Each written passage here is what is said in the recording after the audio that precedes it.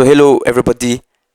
I have a very wonderful thing to show you. Is a video from Surround. Surround is a platform that organizes debates for people. One person is surrounded by 25 people and they debate a claim or a point of view. Now, this particular video is about a girl, a particular girl I'm interested in, and something that we'll talk about after we see the video. So let's get right into it. So that was perpetrated upon her. Thank you. Nice to meet you.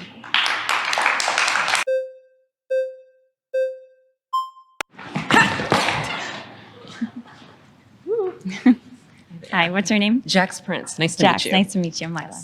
So, based off, you've given incredible points, genuinely and truly. I'm learning quite a bit. Thank you.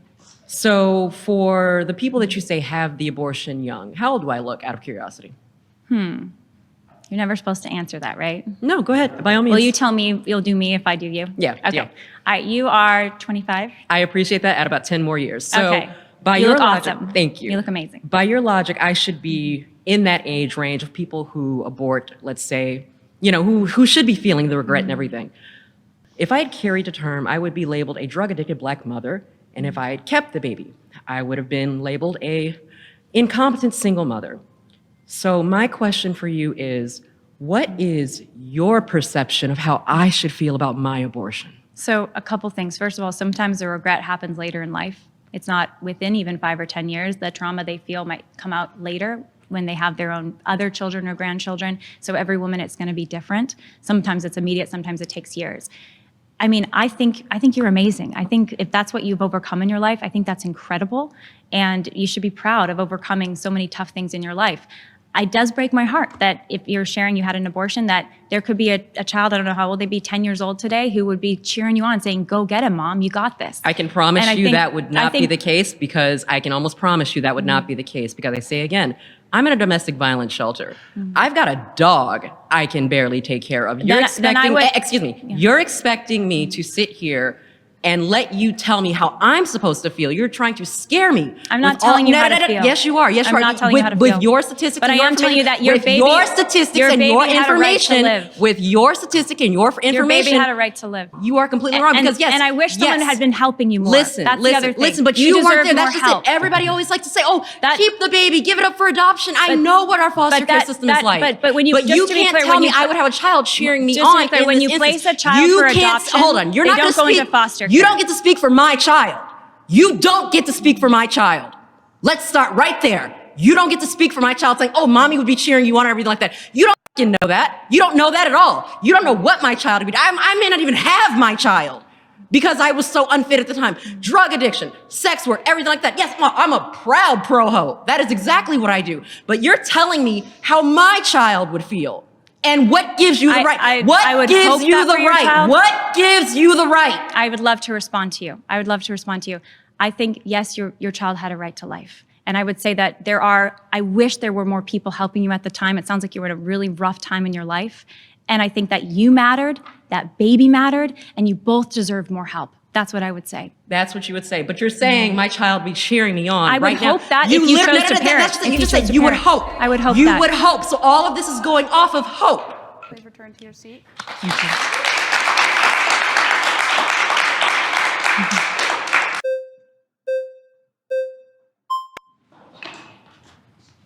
Hello, what's your name? Miriam. Miriam, nice to meet you.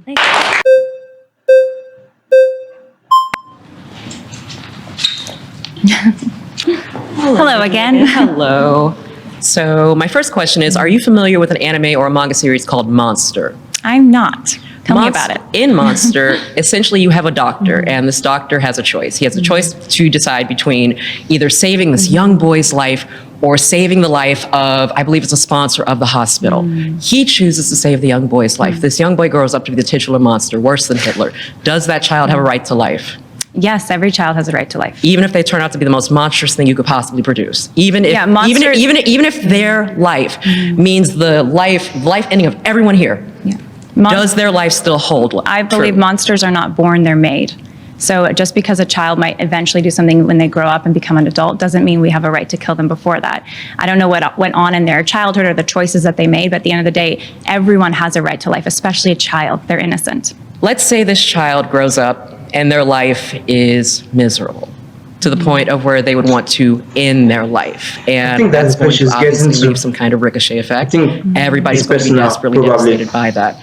Would you say that the parent who believes that that is where their child's life is going, does that child still deserve the right to life? Are you saying that if a child is being abused, then we should be in support of killing that child? Then let me be more specific. What would you say to me as someone who is a third generation suicide survivor, so my mother, my grandmother, Yeah, you see what I'm and their talking lives about. were miserable? I'm so glad that you're here.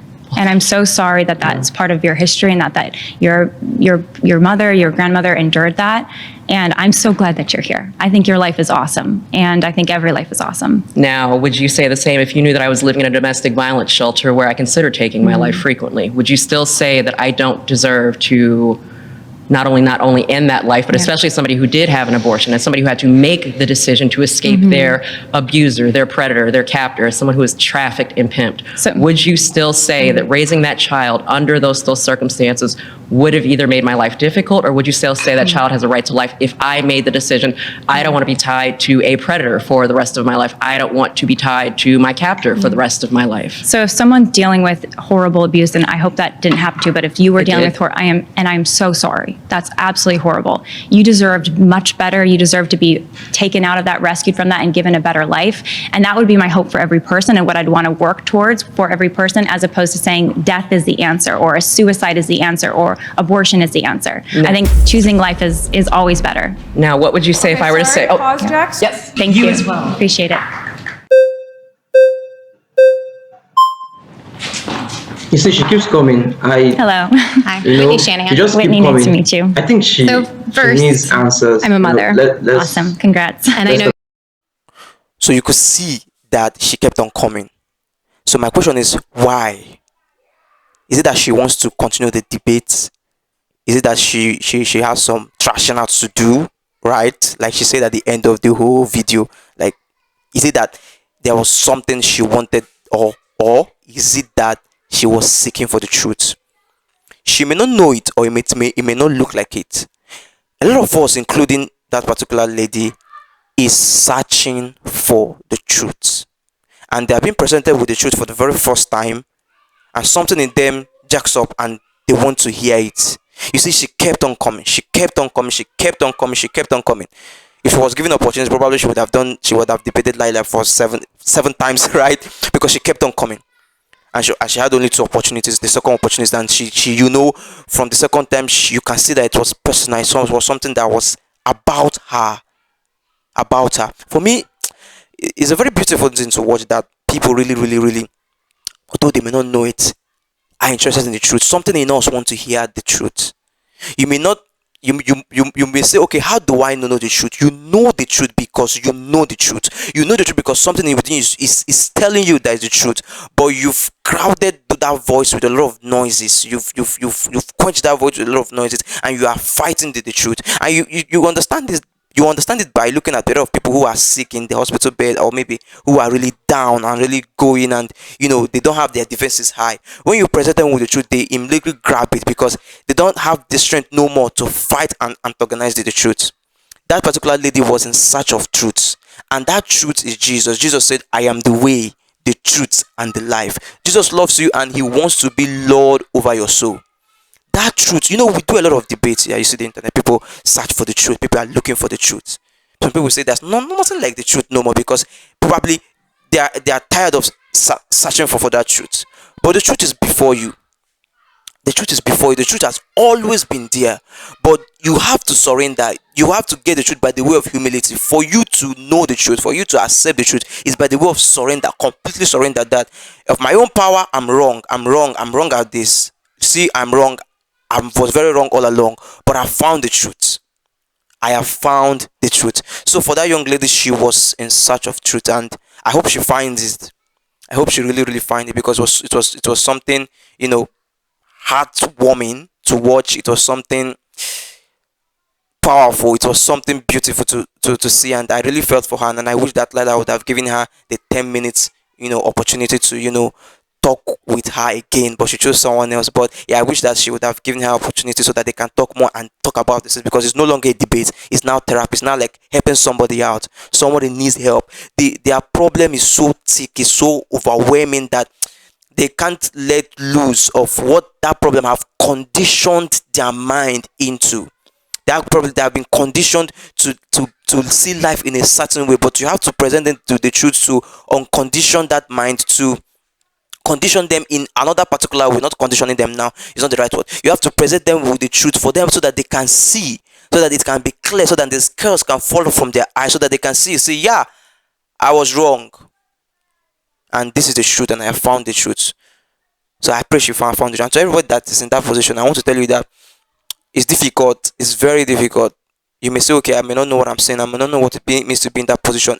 A lot of position. I was talking to somebody and I said I never came out the same. I might have grown. I might have healed. I might have become a better person, but I'm not sure I came out the same. Biologically, probably I was affected. Psychologically, I was affected, but I've healed and I've moved on.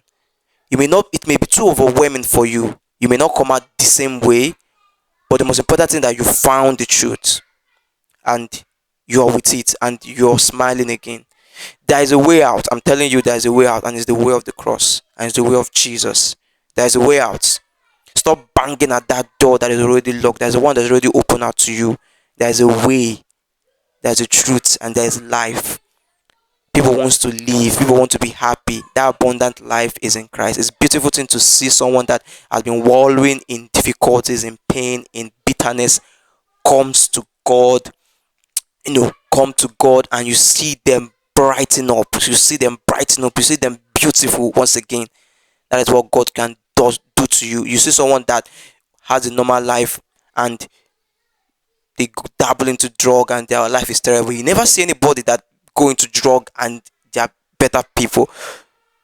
It's only when someone comes into Jesus, his before and his after is clearly different. The after is beautiful. He never regrets his life. His life is glowing. His life is shining. Just like the face of Stephen when he was about to be martyred was glowing like that of an angel. It's the same with people that have come to Christ. Their faces glows. People that are deep down have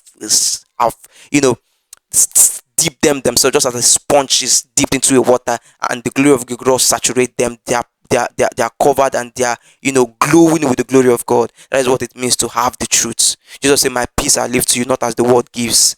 He's the Prince of Peace, and he wants you to have that peace. Peace is a presence. Peace is a person. Truth is a person, and you don't just look for peace by doing things that yoga and like. All of those things are wonderful, and look for inner peace, transcendental meditation. Peace is a person, and he's calling on you today. He said, come, say, behold, I stand at the door and knock. If anyone hears my voice and open the door, I will come into him and I will dine with him and he with me. He's at the door of your heart knocking all along. Every day is at the door of your heart knocking. Don't shut it. Surrender to that truth, and you see your life become free. It might be difficult. You might be uptight. You are refusing it. But I promise you, once you do it, once you surrender by faith, you will see a clear difference, and you will never regret that you did so. So thank you very much for listening. Miran, I'm Anthony here. My name remains Carlo Antonio Kuro. Absolutely Kakushuhoi. It's nice to meet you. Shukriya. Thank you very much. All from Melenge. Danyawad.